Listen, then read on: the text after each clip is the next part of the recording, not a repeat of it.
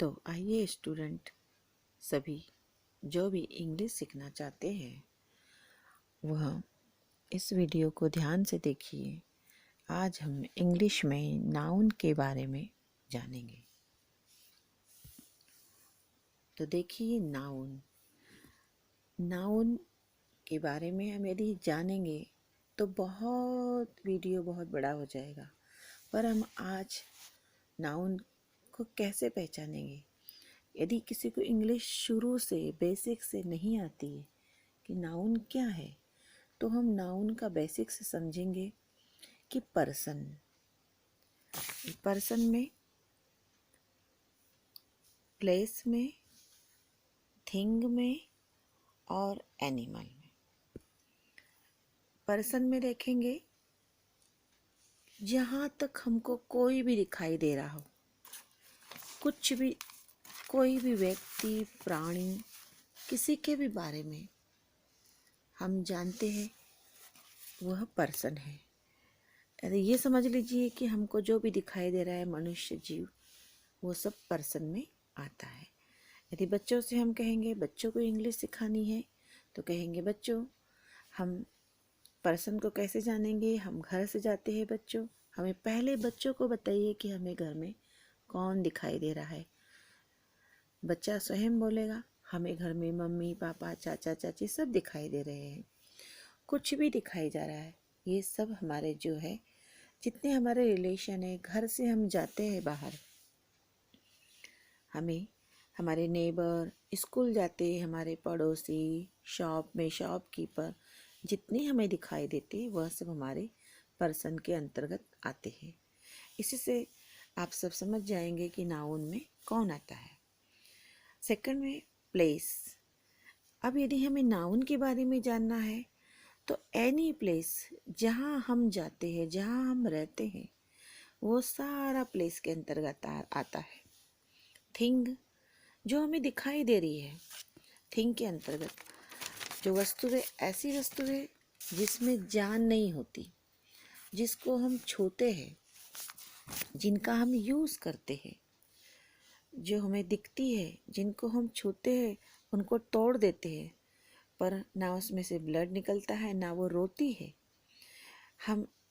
वो स्वयं चलकर नहीं जा सकती, जिनको चलाने में, जिनको ले जाने में किसी पर्सन की आवश्यकता होती है, एक प्लेस से दूसरे इस प्लेस पर, उसे कहते हैं थिंग। नेक्स्ट में आता है एनिमल। जितने भी पशु पक्षी होते हैं वह सब एनिमल के अंतर्गत आते हैं। इसलिए हम डायरेक्ट नाउन की परिभाषा नहीं पढ़ेंगे, उसकी परिभाषा नहीं याद करेंगे। पहले person, place, thing, animal.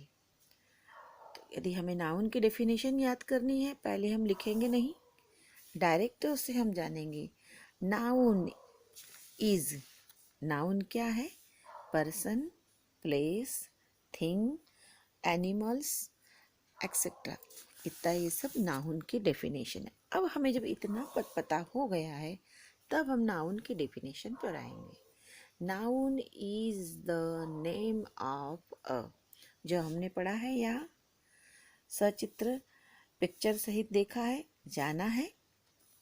Person, place, thing, animals, किसी भी प्राणी, जगह, वस्तु के नाम को संज्ञा कहते हैं, जो हमने ये जाना है।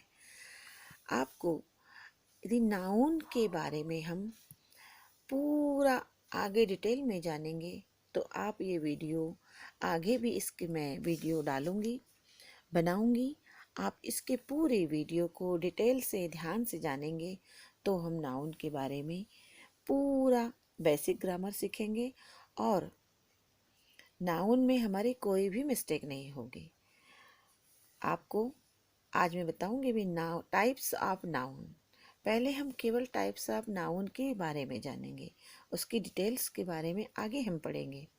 The types of noun, noun के प्रकार 1 2 3 4 5। प्रॉपर नाउन, जो एक आम खास नाम होता है, खास व्यक्ति का होता है, व्यक्तिवाचक संज्ञा कहलाती है। कॉमन नाउन जातिवाचक नाम है ये, कलेक्टिव समूहवाचक, मटेरियल एब्स्ट्रैक्ट भाववाचक पदार्थवाचक। अभी हम केवल इसके प्रकार थोड़े से के बारे में जान रहे हैं। नेक्स्ट के बारे में हम आगे डिटेल में जानेंगे और ये वीडियो हमारा आपको पूरा नाउन के बारे में आगे कॉन्सेप्ट क्लियर करेगा।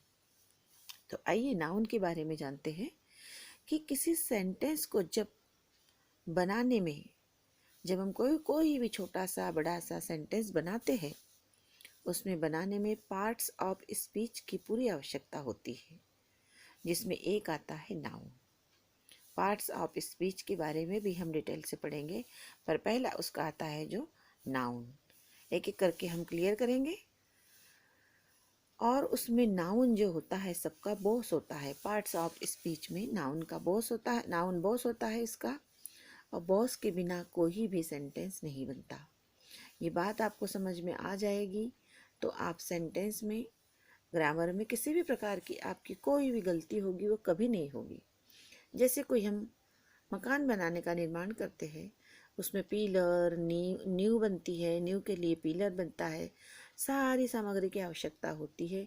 उसी तरह हमें एक इंग्लिश का वाक्य बनाने में, सेंटेंस बनाने में सबसे महत्वपूर्ण नाउन की आवश्यकता होती है। नाउन के बिना हमारा वाक्य आगे नहीं बढ़ेगा। आइए हम नाउन के बारे में जानते हैं। नाउन को हमें पढ़ने के लिए सबसे पहले नाउन अबाउट, नाउन के बारे में पढ़ेंगे। टाइप्स ऑफ नाउन जो आपको मैंने बताई हूँ, ये केवल इसके प्रकार लिए हैं हमने, पर इसके डिटेल में जाने के लिए हमें आगे पढ़ेंगे हम। नेक्स्ट में है सिंगुलर प्लूरल नाउन्स। जब हम नाउन के बारे में जानेंगे तो हमारा कॉन्सेप्ट इस पर भी पूरा क्लियर होगा। फोर्थ है जेंडर। जब हम नाउन के बारे में पढ़ेंगे तो हमें पूरा जेंडर भी क्लियर होगा। फंक्शंस ऑफ नाउन, नाउन के कार्य क्या है उसको थोड़ा हम डिटेल में थोड़ा सा पढ़ेंगे।